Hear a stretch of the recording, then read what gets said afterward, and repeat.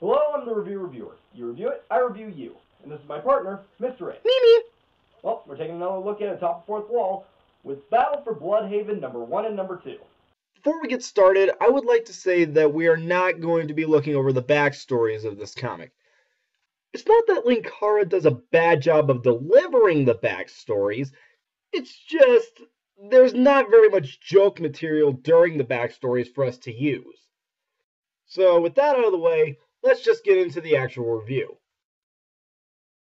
On a 3-panel recap of Bludhaven being destroyed by chemo, which somehow causes a shockwave that kind of resembles a nuclear blast. Great, now we've got to spend the next 2 hours listening to Justin Timberlake narrate about the end of the world.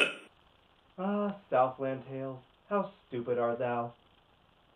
Next we see a bunch of people in protective suits going through the wreckage. Amid the chaos and carnage, survivors tried as best as they could to grasp the magnitude of what had happened. And you said it was stupid of me to buy these protective suits off of Craigslist, honey? Who's laughing now?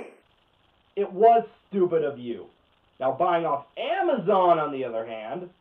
The president declared a state of emergency, and relief began pouring in, first from the nation and then the world.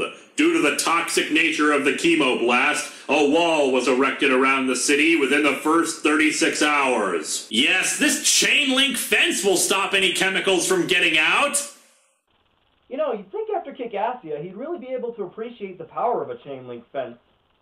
Inside of the city, the Teen Titans are sent in to try to take control of the situation and help as best as they can. Oh, and Robot Man, too, for some reason. Wonder Girl comments on this whole thing.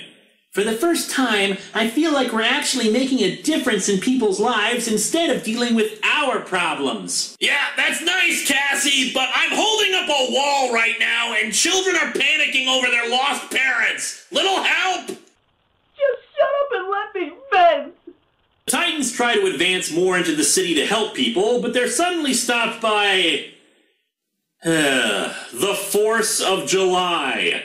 The Force of July are a team of metahumans who work for the government and, of course, are super patriotic to the point of absurdity and are just idiotic. They were regular antagonists of Batman's team called the Outsiders way back in the 80s, as well as the Suicide Squad. It was a goofy idea, best left forgotten, but as we'll see as this miniseries continues, someone thought bringing back a lot of stupid ideas and modernizing them would be a good idea. In reality, they're still stupid no matter the fresh coat of paint you put on them. So, in other words... Polish a turd, it's still a turd. In this case, they say they've now been renamed Freedom's Ring.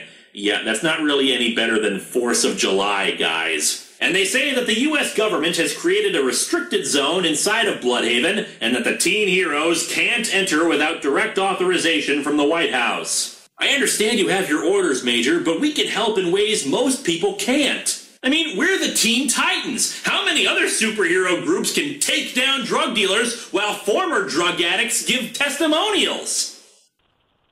Let's see... about 4.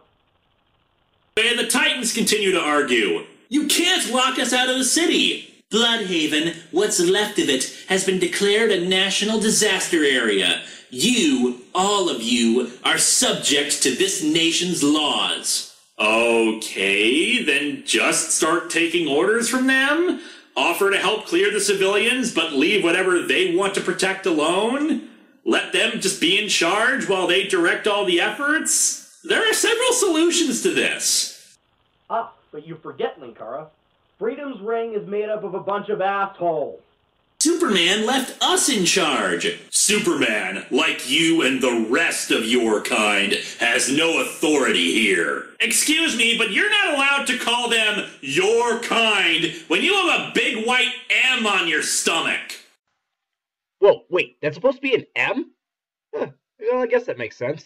We cut to an undisclosed location where the cast of Prometheus is waking up from cryogenic suspension. Also, 2 of them look like the exact same guy, but maybe that's supposed to be the case. Yes, because twins are extinct in the DC universe. Apparently, 1 year later, a large concrete wall with guard towers and the like has been set up around Bludhaven, and all the remaining refugees from the city are stuck in camps, unable to go back into the city to retrieve property and bury the dead. This is probably meant as an allegory for the Hurricane Katrina disaster in New Orleans, but don't expect this to be a profound commentary on then-current events. It doesn't work because instead of this being about the mismanaging of relief efforts after a disaster, it's about the government being evil for no adequately explained reason. Let's meet one of the exciting new characters created by this mess, Firebrand. Guess what his shtick is? Onomatopoeia? Firebrand likes to rant about the government, and that's about it. He rants and rambles like a crazy person, and he's supposed to be one of our heroes. That was gonna be my next guess. Narrates to himself about how the relief funds dried up a few months ago, and anyone who is still around to help is doing so out of their own pocket. We're kept out here in this internment camp, and everyone is getting desperate. Are you allowed to leave the camp? If so, then it's not an internment camp. It's a refugee camp. True, you're not being allowed to go back to your homes, but if one has the ability to go somewhere else other than the camp, they can. Instead of the Justice League or the Teen Titans helping to keep the peace, we have a pair of social workers and a golem from New York. The new Guardians offered to help, but they kept insisting that everyone getting into orgies would make everything better. No, it doesn't help. Back inside the city, a black helicopter lands and drops off Father Time, some government spook who, I want to say, looks like another character inexplicably, but I can't pin down who he looks like. Snowflame with a beard, Sean Connery and The Rock? My day has come. I don't know, an older Green Arrow? It bugs me and I don't know why. He demands... Wow, you're right. Father Time does look like that guy. He demands to see who's in charge. That'll be me. I'm General Stanton. Who the hell are you? You will address me as Father Time. You and your team are now under my supervision. On whose authority? The President wants to see results. That's why I am here. I get results. Your standardized testing scores are appalling. We don't grade on a curve here, General. But the soldiers are trying as hard as they can! And then suddenly the General just decides to follow his instructions. Nope, no need to see any kind of proof of his identity or anything. He could have shown his credentials off panel or something. The General then takes Father Time on a tour of this little installation, explaining that they've encountered a number of radioactive anomalies in the city. The first thing is some kind of fetus in a huge tank. Notice that in this panel, the General is pulling back a cloth, then the next panel, they're in front of the tank. Was the cloth covering the tank? Why would it be covered? Where did it disappear to in the next panel? Was it supposed to be a curtained-off area? In a big military complex, why would you block off a lab with a curtain instead of a friggin' door? Again, it could be off-panel stuff, but that's not really a good excuse for that, is it? What we do know is it's not from this Earth. It is part machine and part organic. He's more machine, than man. The lab coats are calling it the astronaut fetus. The astronaut fetus. It's like they wanted to use the word Star Child, but were afraid that Arthur C. Clarke's estate would sue them. You've got the shinin'. You mean shining. Shh. You wanna get sued?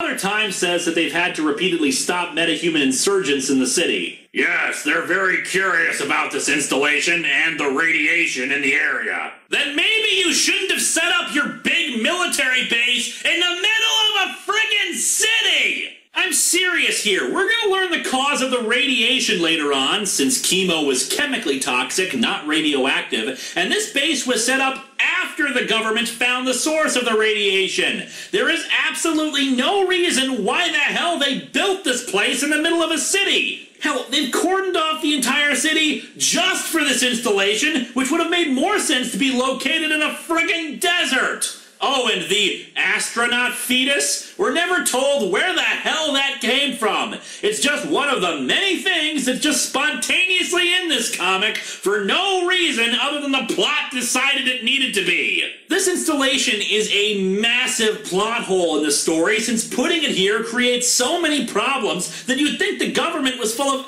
absolute morons who couldn't tie their shoes on their own if they needed to. People can't go back into the city, creating a PR nightmare. It's a waste of money and resources to place the massive wall around the city and have troops constantly patrolling and going through the city. And we've established before in the DC universe that there are government labs that already existed where they could have taken the stuff and did not need to create an entire new facility just to house all this. And hell, why would you keep the installation here after you just admitted that it has been attacked multiple times by people trying to get inside? Me. Yeah, I got no explanation for that either. Mikara has a legitimate point. Father Time orders them to focus on finding the Underground Railroad, and we then cut to a bunch of guys in radiation suits looking through the city. They're talking to each other about just how messed up the DC Universe had gotten in the previous year. There is a bright side. What would that be? I just saved a bundle on my car insurance. Can Geico really save you 15% or more on car insurance? Was that a really stupid joke?